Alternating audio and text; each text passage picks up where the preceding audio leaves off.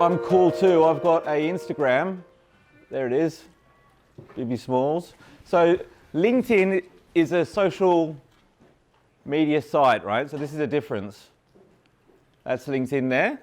So basically all it is for networking on social media for business people. And so for you guys, going out into the workforce is a great way for you to be able to connect with people that are in the industries that you might want to work in, find mentors in job roles that you may be interested in. You can even find people that have the job that you want to get and work out what they studied to get there and that kind of thing through LinkedIn. When I graduated, I lived in Asia for a while and then I moved to Melbourne. And when I got to Melbourne, I searched for professionals who own businesses in Melbourne who went to school at Hale. And I messaged them and said, hey guys, I went to the same school as you. Can we catch up for coffee? I'd like to meet some people in the business world. So that's something that you can do through LinkedIn that you couldn't really do before social media. It wasn't really possible before with the likes of telephone communication. We're going to play a quick video. Just to explain what LinkedIn looks like for those of you that don't have a profile. If you're watching this, chances are good you want to get a job. You want to go from student to rising star. And you want to avoid eating the same meal over and over and over again. Good news, you're in the right place.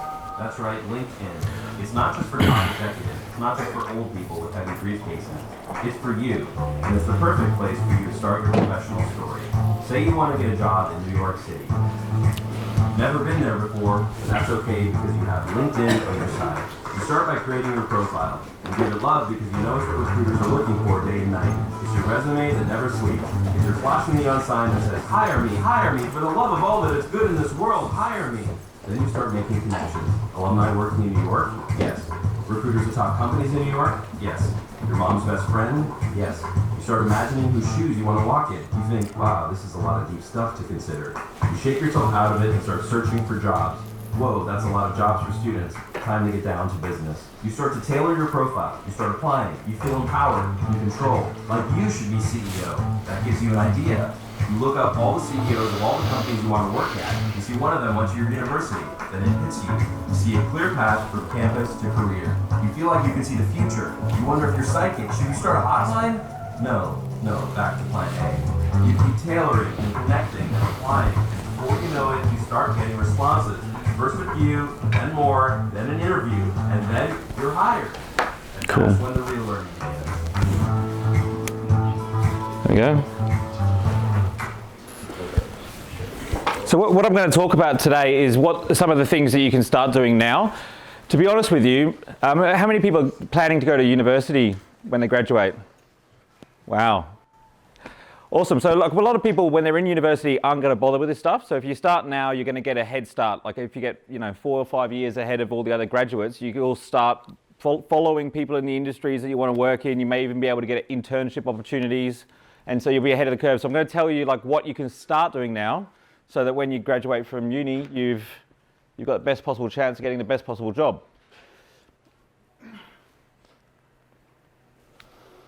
Okay, we're going to have to move relatively quickly. 9 out of 10 company recruiters use LinkedIn. So it's as big as Seek.com for job advertisements. So you can browse through jobs on LinkedIn. The difference is that you can click on who's the actual recruiter, who's going to be doing the interview and learn about them. You can even contact them, find out more about the roles. The 5 most important parts when you set up your profile, and that's what I want you guys really to do after this, is I want you to go to linkedin.com, set up a new profile, and you'll want to put in a few sections. You want to put in your education. These are the things that LinkedIn look at to determine like whether or not you have a decent enough profile for it to expose you to a wider audience. So education, your photograph's quite important. So you want to put a good professional photograph on there.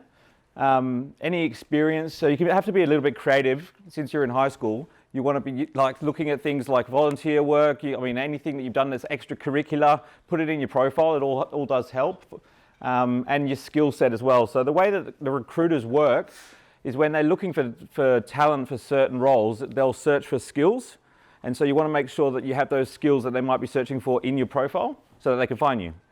basically. And then people will endorse you for skills, and you can get up to over 100 endorsements for each of the skills.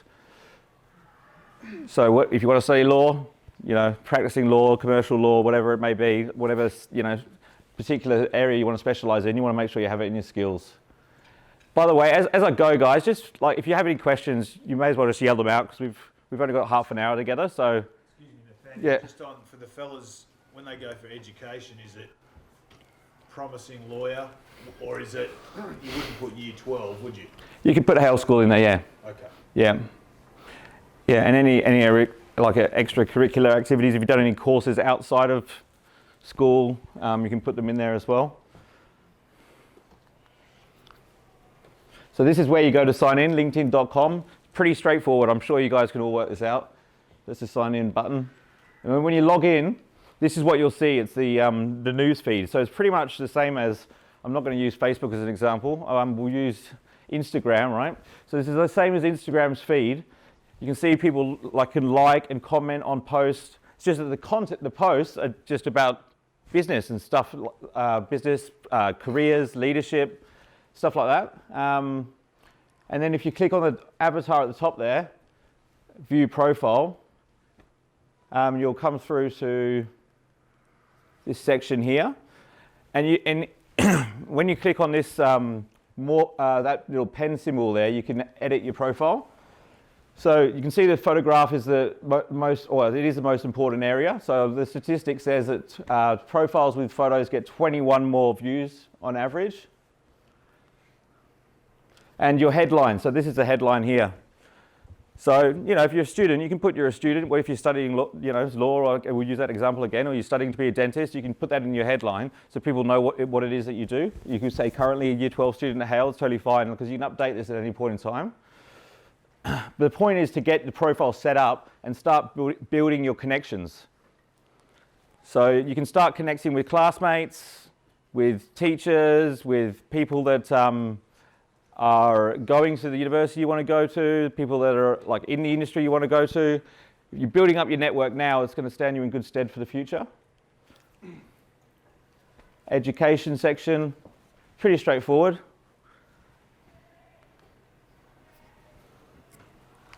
So that's where I've put in Hale School. So if you go to somebody's profile and you see that logo there and you click on it, you'll see all of the other kids that went to Hale as well.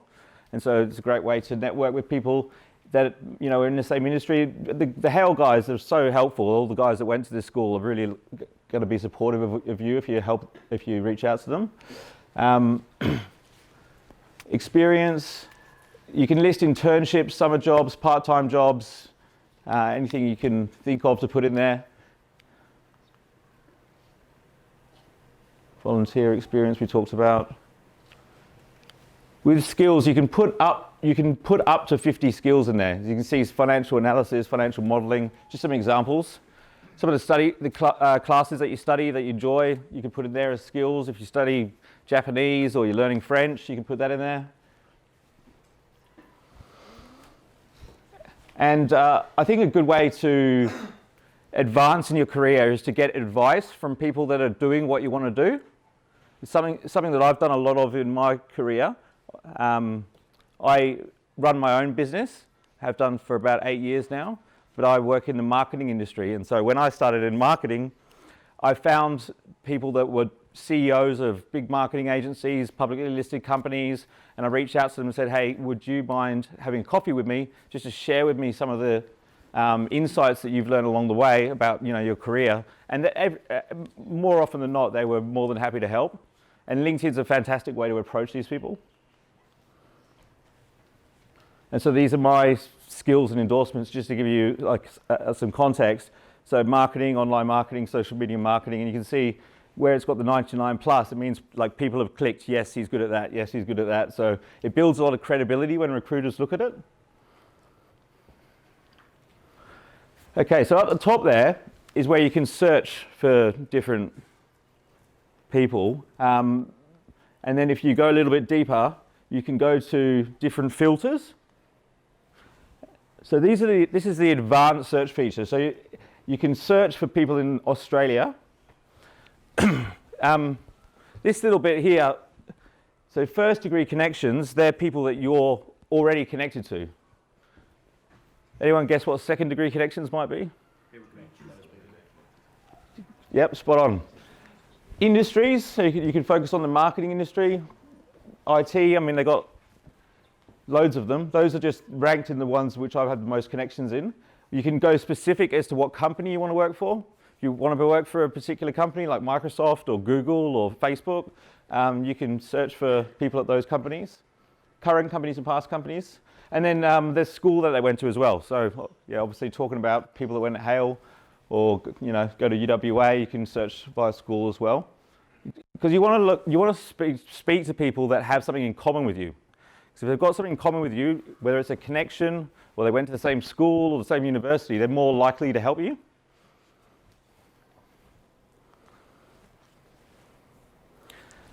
Oh, this is so this is an example of a message you might be able to send to somebody that went to Hale that's in a role that you think would be quite influential for you. So that, yeah. 85% of jobs get filled through employee referrals. So I guess LinkedIn is a little bit like referrals, but it's just in an online context. It's very much word of mouth. You guys know what it's like on Instagram and Snapchat. It's very much like a networking thing, social media. Yeah, we've talked about who you can connect with, friends, family, classmates, mentors, teachers, professors. Personalize your invitation. So when you reach out to them, make sure that you make it as specific as possible, where you know them from, who you know in common, etc., etc. So you can also post content on LinkedIn. So you might, like, does anyone write any blog articles or anything like that? Anybody produce any videos or anything like that? Anybody take photographs? A few of you? That's the sort of stuff you can publish on LinkedIn, and you will build your brand as a thought leader. So to give you an idea, like I get invited to speak. I do 40 paid speaking events per year on average around Australia. And it's literally, I'm not a speaker, like I'm not trained to be a speaker, I'm not a professional speaker by any means. I just have built my brand on social media. And so they see me as an expert, and so they pay me to come and speak, at their events. And so it takes a lot of time and it takes a lot of work to build up that brand. So the earlier you start, the better. And posting content's a fantastic way to do it. I think when you're applying for jobs, the most important part is doing your research.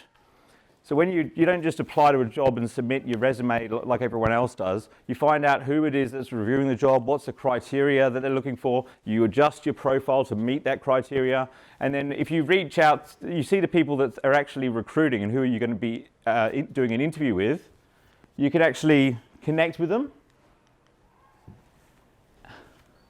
Oops. We've gone back to the start somehow. So yeah, you can connect with them, and if you reach out to a potential employer personally and send them a message and say, hey, I've applied for that job, I just wanted to introduce myself, you'll stand out from every single other applicant that bothered to, because I've recruited on LinkedIn before, and you get 200, 300 resumes and not one person sends you a private message. So how do you differentiate yourself? You've got a stack of resumes there to go through. All someone needed to do to stand out was just send a direct message. Does that all make sense? Sweet. Is there any questions so far? I'm going to be checking, make sure you guys have all got LinkedIn profiles by the end of the year. Don't laugh, fellas. I'm dead set. I want everybody to have one. Okay? It's for your advantage. Okay? Yeah, I'm not doing it. I got asked to go to another school. I'm not doing this for any other schools. I'm only doing it for you guys, so you guys have got a competitive edge. Keep that off the camera. We've got here job description, alert. So you can set up job alerts, so that every time a job's released, you get notified, so you're the first one to know about it.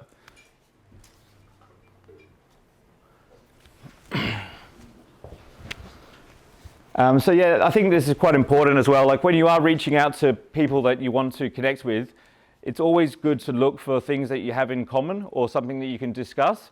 So like if you have an interview with somebody, for example, a job interview, and you know what their name is and what company they're at, you can look at their LinkedIn profile before you go to the interview, and they might be like a West Coast Eagles supporter, maybe you support the Eagles, or maybe they went to the tail, who knows. But if you look at their profile, you'll be able to find something that you have in common, and then you can build rapport with them, which means like, you know, you're more likely to have a connection with them, which means they're more likely to like you, and if they like you, then you're more likely to get the job. It's pretty straightforward. Following influencers is quite a good way as well to learn more about the industries that you're interested in. So the most followed person on LinkedIn, can anyone guess who it might be? Steve Jobs? No? Could happen. Oh, the Amazon geezer. Jeff Bezos, man. Yeah, that one. It's Richard Branson. Yeah. Richard Branson's posts an article every day on LinkedIn, and you know he's got a pretty cool personal brand, so he's the most followed. Like people like to read about leadership and like high level like topics. So it's not necessarily like about a specific industry, but talking about like management, leadership, and high level things reach a large audience. So when they first released content on LinkedIn, there was only 200 people in the whole world that could publish articles, and Richard Branson was one of them. Tony Robbins and other famous people like Bill Gates and Steve Jobs. And then they said, well, why don't we just let everyone post content, and whoever gets like the most engagement, most likes, comments, views, will get the most exposure. And so now anyone can do it. So if you're good, it's a great way to build your brand. You can do the same thing with companies. Companies will advertise on LinkedIn. So influencers are definitely more trusted. And I think influencers will become, like on Instagram how like influencers get paid to promote products and stuff like that. We're going to see more and more of that on LinkedIn. It's only just begun on LinkedIn. So like what's happening on Instagram is like 5 years ahead, or 3 to 5 years ahead of what's happening on LinkedIn. So it's quite cool because we can kind of predict what's going to happen on this platform based on what's happened on some of the more advanced platforms like Facebook and Instagram. Obviously, one of the reasons that a lot of people don't post content is because they're concerned about doing the wrong thing or posting what other people might think about what they're writing. And I think that it's something to be said for getting out there and giving it a go. There's not really any mistakes in social media. I find that the best way to learn is through doing, like making mistakes. Like we all learn how to walk when we were kids, right? We didn't learn from reading a book. We learned by trying to walk, falling over, getting up, doing it again. So that's exactly how it works on social media.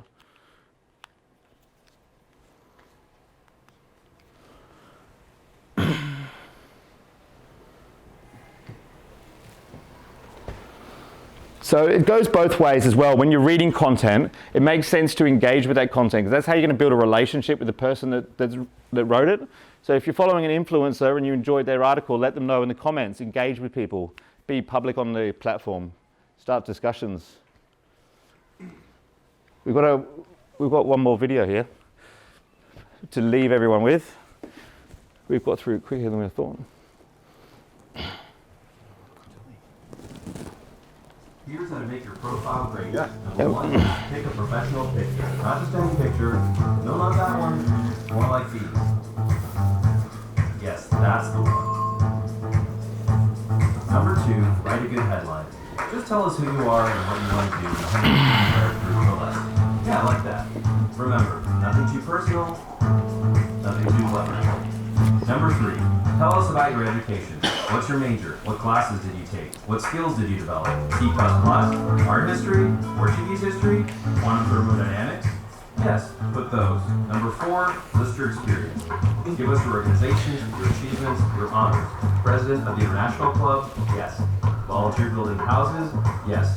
Invented a cat toy? Yeah, sure, that counts. Number five, get recommendations. Prove you've got what it takes. Get managers, mentors, and professors to post something that says, this person is smart, hardworking, good-natured, and well-rounded, or something like that. And then you're done. You shout, this is me! You do a celebration dance. You feel good. You stand out. You know you're on your way because there are jobs to be found and recruiters looking to find you as you watch this. That's right. Right now, this very second. What are you waiting for? Go. Find. Be found. All right, guys.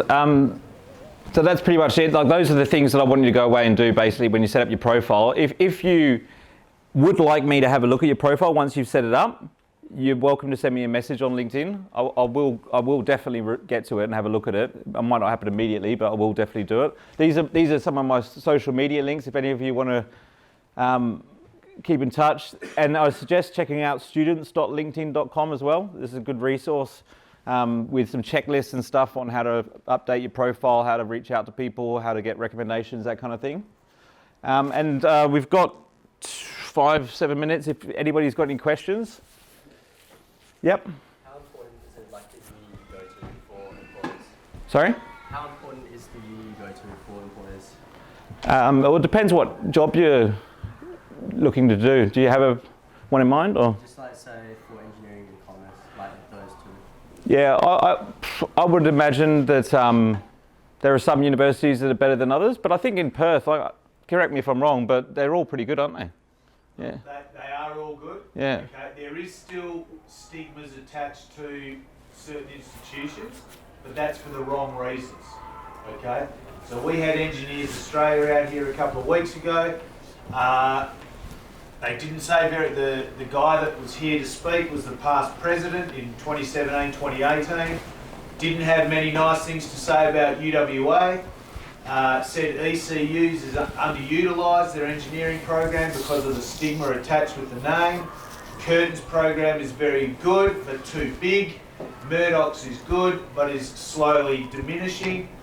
So there's a whole heap of different sorts of information that you get. And I think in the last 2 years, certainly since I've been here, it's listening to those peak industry bodies that might be more important. Mm-hmm. And what I've seen over the last decade is the institutions have hit more of a plateau in competition with one another. It's all these sorts of things that make the difference.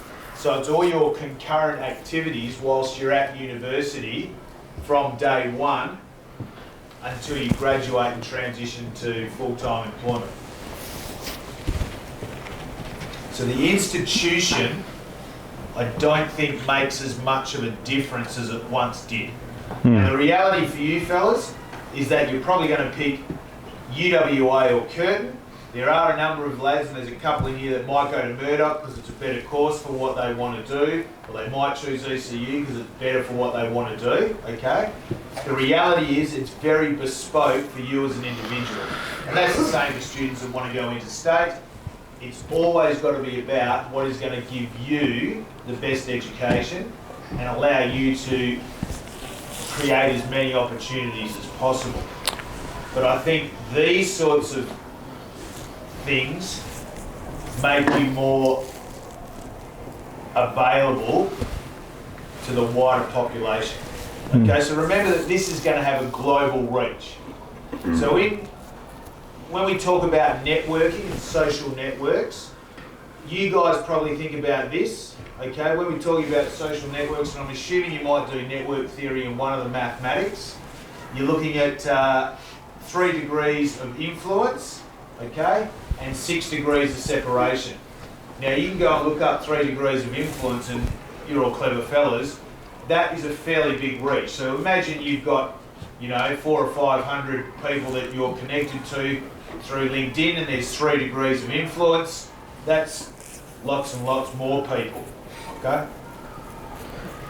Yeah, in my experience, one thing I wish I did more of at uni was to actually get some experience in the industry or do some extra courses outside of uni, because you've got to try and think of how you're going to differentiate yourself from everyone else that graduates. I mean, in marketing, it's probably a bad example because there's so many marketing graduates, heaps of them.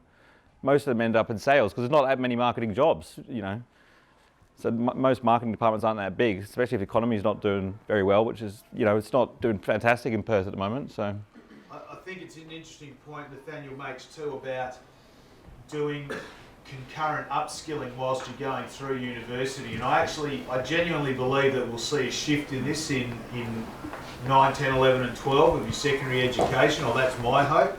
So if you've ever looked at any massive open online courses or MOOCs, so edX, Coursera, LinkedIn did have one, but I'm not too sure if that's still going. So you can do what they call these micro-credentials.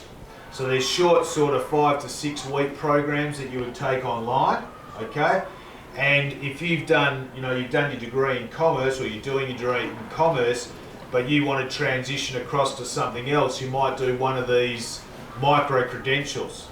You would then apply to a position and they'd go, right, well, yeah, he's got a commerce degree, he's got this micro-credential, or several of them, and an employer will look at you based on that as well. So your generation is very much about continuous learning, all right? My old man did the same job pretty much for 40 years, okay? I've done lots of different sorts of jobs within education in the 26 years. They say that your generation will have about 17 different careers, around about that. So you might start here, but you'll jump across disciplines, etc., etc.